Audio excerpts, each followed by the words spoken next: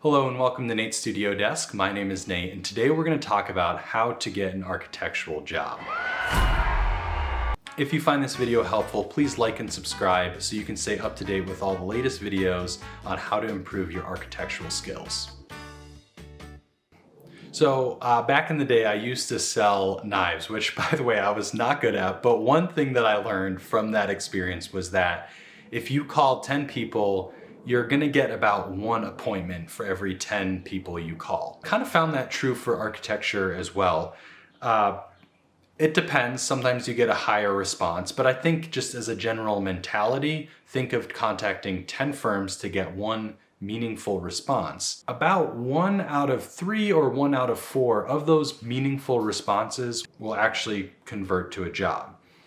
So that means you basically need to contact 20 to 30 firms, and then you'll get about 3 meaningful responses that will hopefully turn to interviews, and of those 3 to 4 interviews, hopefully one of those will turn to a job.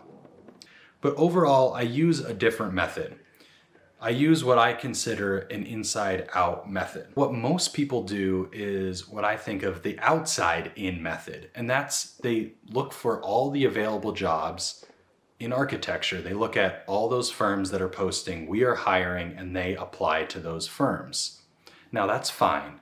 However, if a firm has posted that they are hiring, the chances of you getting that job are extremely slim, because once they post that, you have to bet that at least 100 to even 500 applications are going to come through that firm.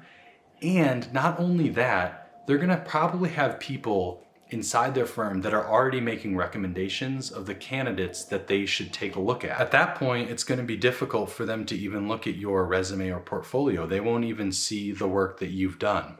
So that's why I have a little bit of a different approach that I hope will be helpful for you, and that is what I consider the inside-out method.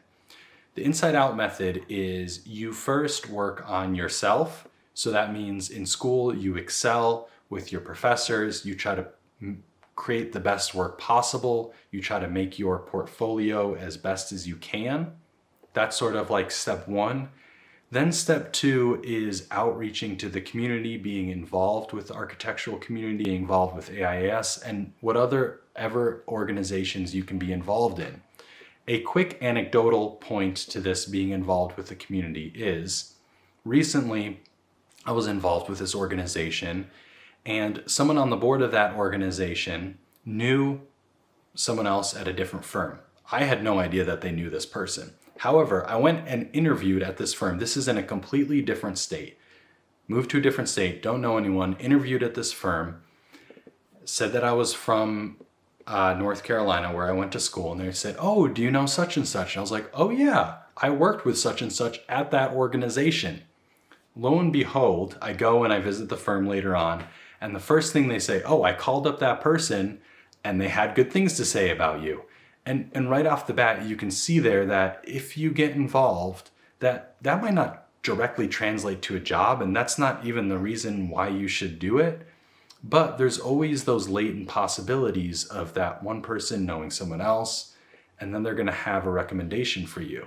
Because a lot of people, especially if you go to a new area, they don't know who you are. They base it off of personal recommendations. So it's really helpful to get yourself out there, get yourself in the community, and get involved. Another benefit of being involved is, again, you can't go in it just expecting, okay, if I do this, I'm gonna get a job, or that's what I want out of this, and start asking people for jobs when you're in that environment. That's not necessarily the point. You want to just be building relationships and getting to know people. Yes, it might not directly translate to a job, but that person might recommend you to another firm or know of another firm that will be hiring soon.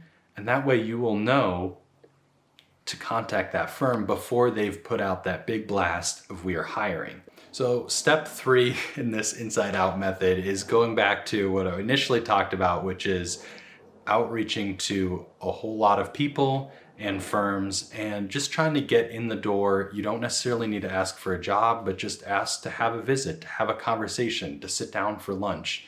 You never know what that conversation could lead to, who they could connect you with, that then could then translate to a job. And I think more importantly than, sort of working on your portfolio and doing the outreach and sort of all of this is you want to start thinking about what are your values, what is the next step in the stage of your career, and where do you want to go as an architect? And what are the firms that are going to help you excel and exceed in that direction, and trying to align your goals and your values with the firms that you align with. And the more that you can position yourself and communicate why you think you're a really good fit for this specific firm and for where you're at, the more chances you are going to have to be able to get a job there. All right, well, I hope this video was helpful, and please let me know what you think in the comments below. What are some strategies that you used to get a job? All right, I will see you soon. Goodbye.